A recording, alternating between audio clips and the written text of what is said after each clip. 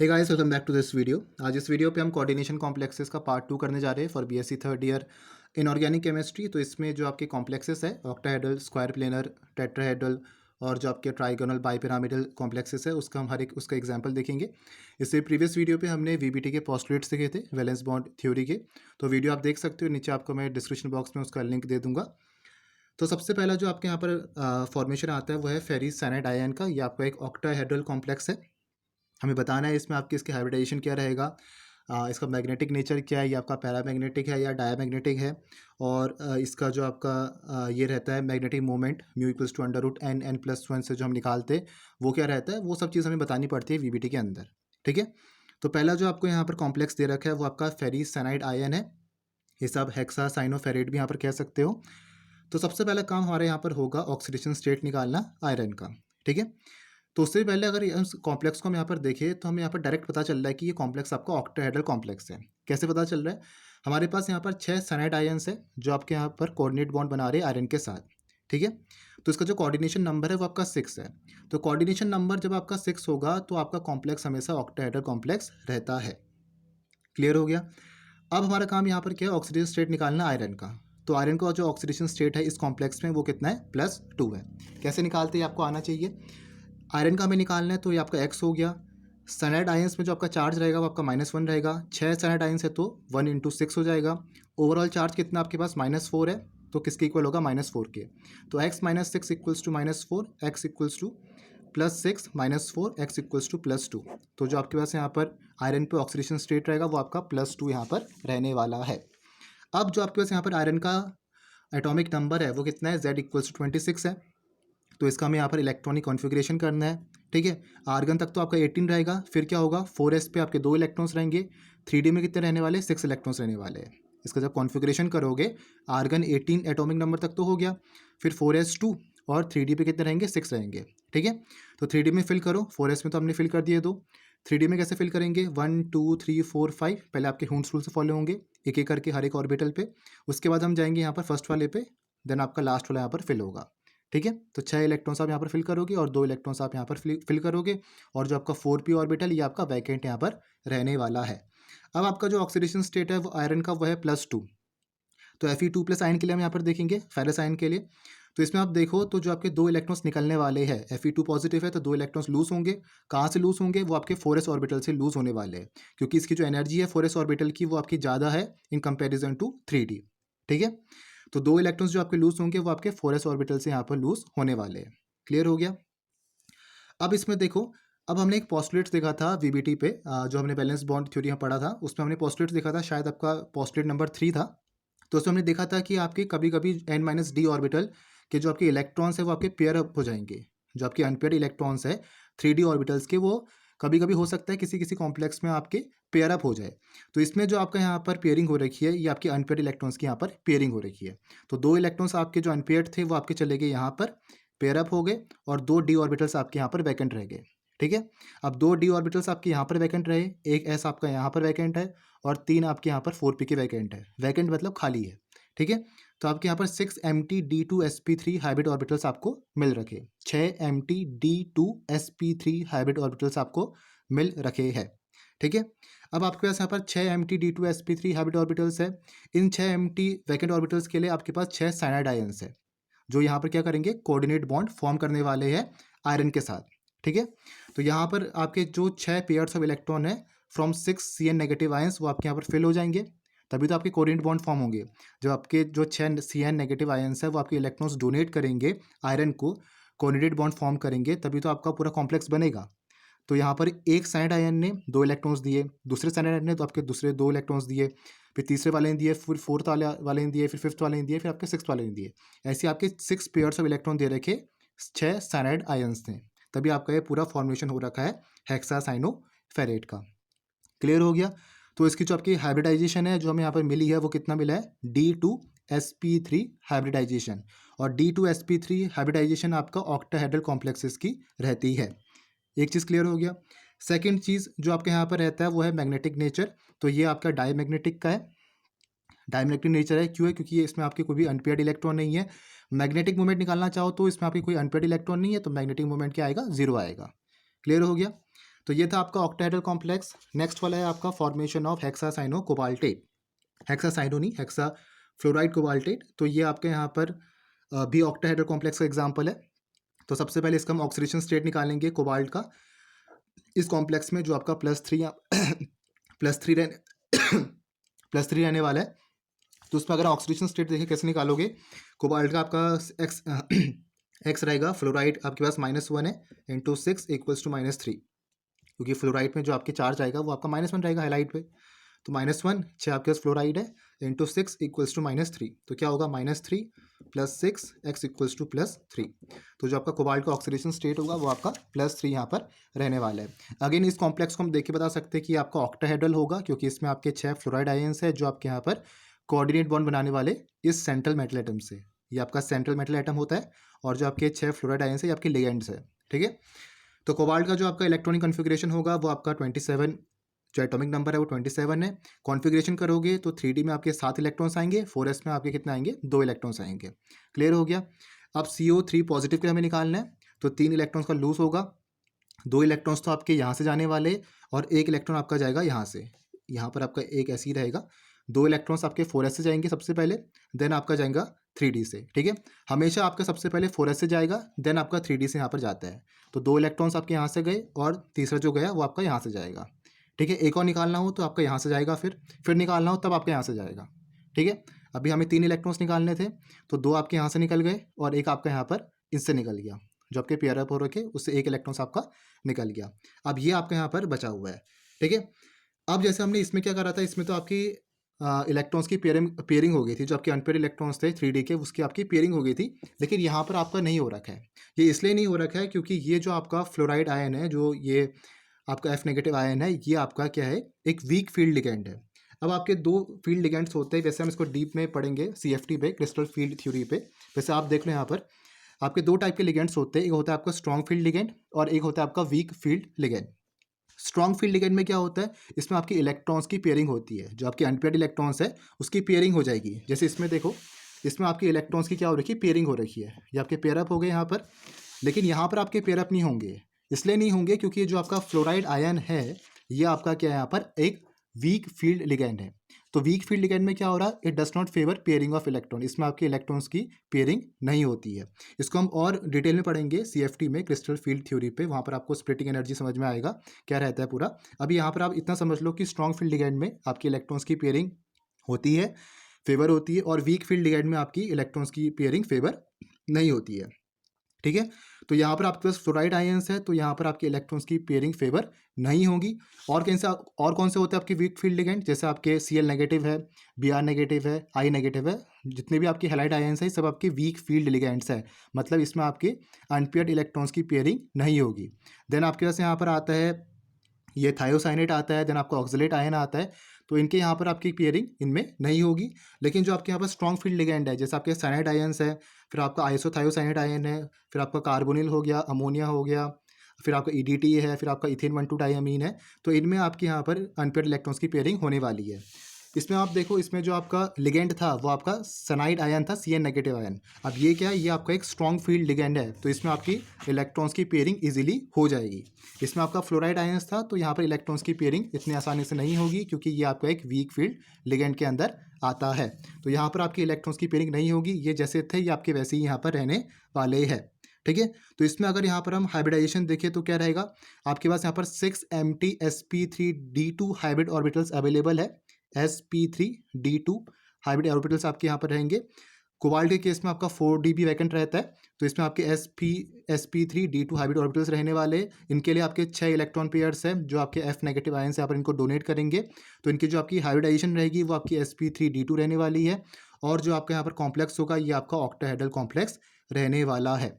Clear हो गया। तो इसमें अगर यहाँ पर हम देखें तो ये आपका मैग्नेटिक नेचर इसका पैरामैग्नेटिक है, क्योंकि इसमें आपके 4 अनपेयर्ड इलेक्ट्रॉन्स हैं, तो इसका हम मैग्नेटिक मोमेंट भी निकाल सकते हैं। एन की वैल्यू यहाँ पर 4 हो जाएगी, तो इजीली यहाँ पर आपका मैग्नेटिक मोमेंट भी निकल सकता है। ठीक है, तो ये जो कॉम्प्लेक्स है ये आपका ऑक्टाहेड्रल है। हाइब्रिडाइजेशन है इसकी आपकी sp3d2, और जो आपका मैग्नेटिक नेचर है वो आपका पैरामैग्नेटिक होगा। ठीक है, तो क्या लिखा है यहाँ पर, it is highly paramagnetic due to 4 unpaired electrons. अब आपके दो टाइप के कॉम्प्लेक्स आते हैं, एक होता है आपका इनर ऑर्बिटल कॉम्प्लेक्स और दूसरा होता है आपका आउटर ऑर्बिटल कॉम्प्लेक्स।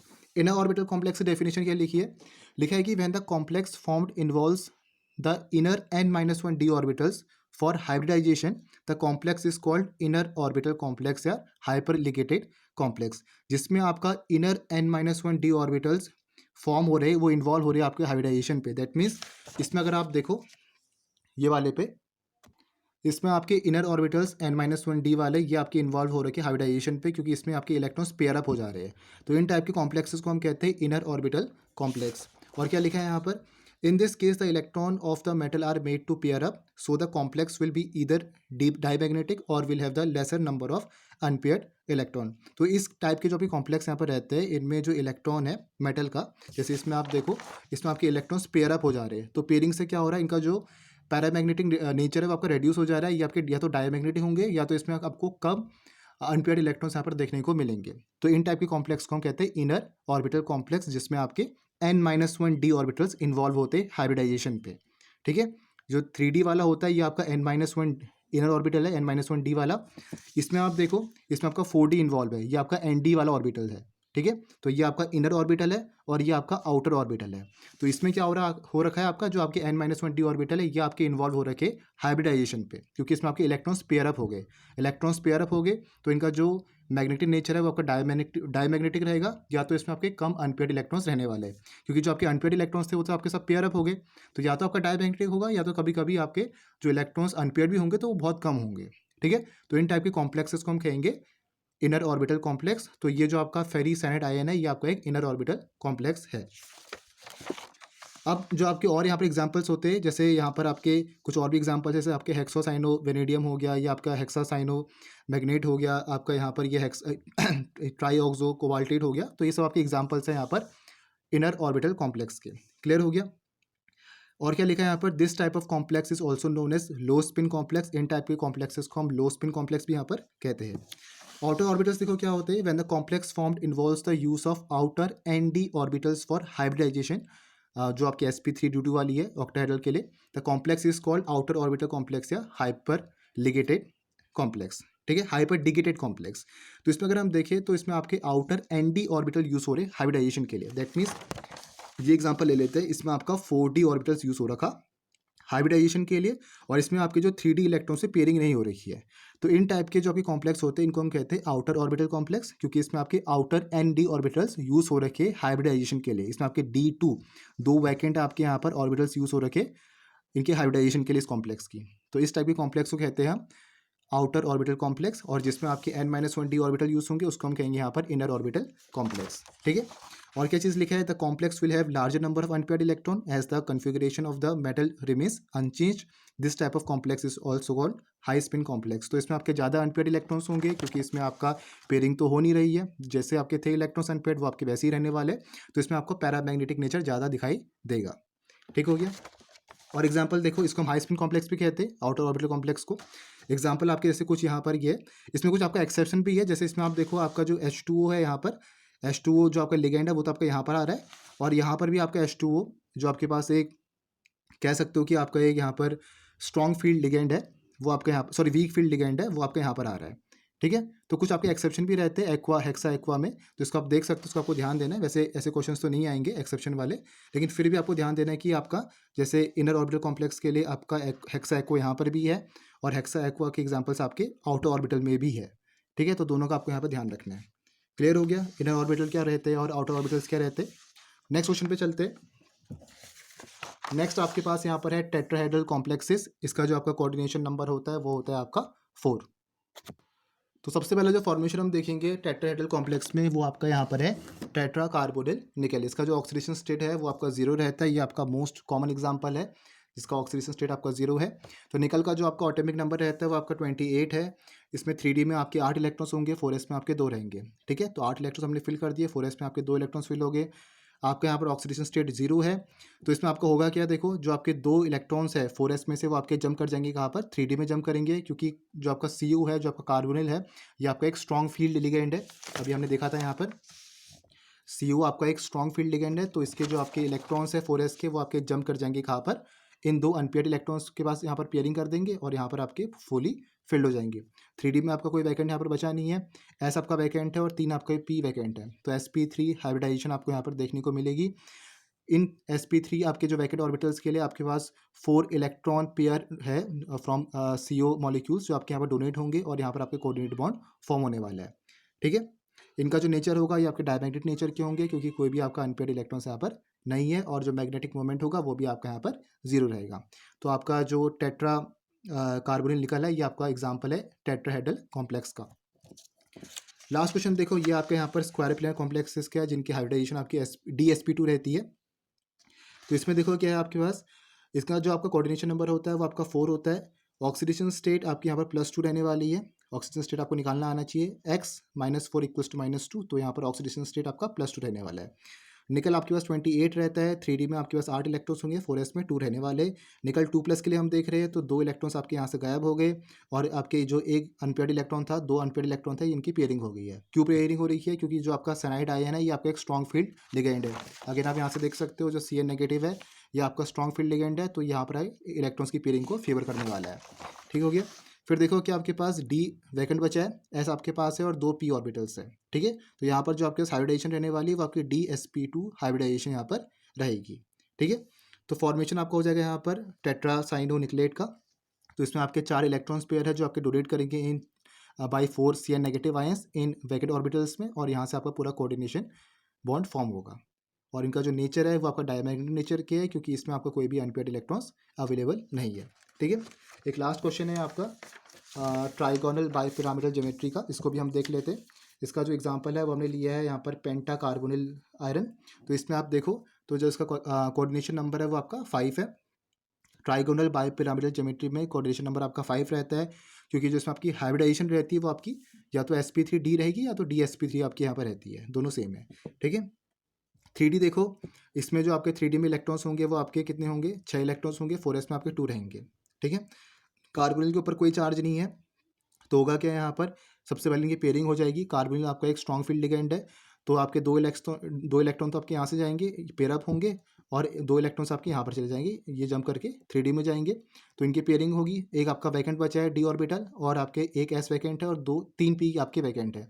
तो यहाँ पर जो आपकी हाइब्रिडाइजेशन बनेगी वो क्या बनने वाला है? DsP3 hybridisation. ठीक है, तो आपके पास DsP3 हाइब्रिड ऑर्बिटल्स है, each accepting a pair of electron from CO molecules. तो आपके जो 5 CO मॉलिक्यूल्स है वो आपके यहाँ पर इलेक्ट्रॉन्स डोनेट करेंगे किसको? D ऑर्बिटल्स में 4s पे और 3 4p पे, और यहाँ से आपका पूरा कॉम्प्लेक्स फॉर्म होगा। अगेन इनका जो नेचर है आपका डायमैग्नेटिक नेचर के है। ठीक है, अब एक क्वेश्चन आप यहाँ से पूछ सकते हो कि यहाँ पर आपका DsP2 क्यों नहीं हुआ, और यहाँ पर आपका यहाँ पर कहाँ, यही वाला है, इसमें आपका DsP3 क्यों नहीं हुआ? इसमें आप देखो यहाँ पर हम कॉम्प्लेक्स को देख के बता सकते हैं। इसमें आपका जो वो है ट्राइगोनल बाइपिरामिडल ज्योमेट्री में, इसमें आपका टेट्रा कार्बोनिल आयरन है। ठीक है, तो इसमें आपके 5 कार्बोनिल है, तो 5 से हमें पता लग रहा है कि आपके कोऑर्डिनेशन नंबर 5 है। तो हमने यहाँ पर कोऑर्डिनेशन नंबर को देख के पता लगा दिया है कि यहाँ पर आपकी ज्योमेट्री है ये आपका ट्राइगोनल बाइपिरामिडल है, जिसकी वजह से जो हाइब्रिडाइजेशन होगा आपका DsP3 होगा। और यहाँ पर क्या था आपका 4 है, 4 साइनाइड आयंस है, तो यहाँ पर जो आपका कॉम्प्लेक्स होगा ये आपका स्क्वायर प्लेनर होने वाला है, क्योंकि इसका जो कोऑर्डिनेशन नंबर है वो आपका 4 है। तो हम यहाँ पर कोऑर्डिनेशन नंबर को देख के यहाँ पता लगा सकते हैं कि कॉम्प्लेक्स क्या होगा और उसका हाइब्रिडाइजेशन क्या होगा। लेकिन फिर भी आपको ये पूरा करना है, ये आपको दिखाना पड़ेगा कि किस तरीके से आपका पूरा हाइब्रिडाइजेशन आ रखा है। ठीक है, तो ये चीज़ आपको यहाँ पर समझनी है। तो यहाँ पर आपके VBT के कुछ कॉम्प्लेक्सेस के क्वेश्चंस कंप्लीट होते हैं। इसके नेक्स्ट वीडियो पे हम ड्रॉबैक देखेंगे वैलेंस बॉन्ड थ्योरी के। तो hope you like this video, मिलते हैं नेक्स्ट वीडियो पे। Thank you for watching this video.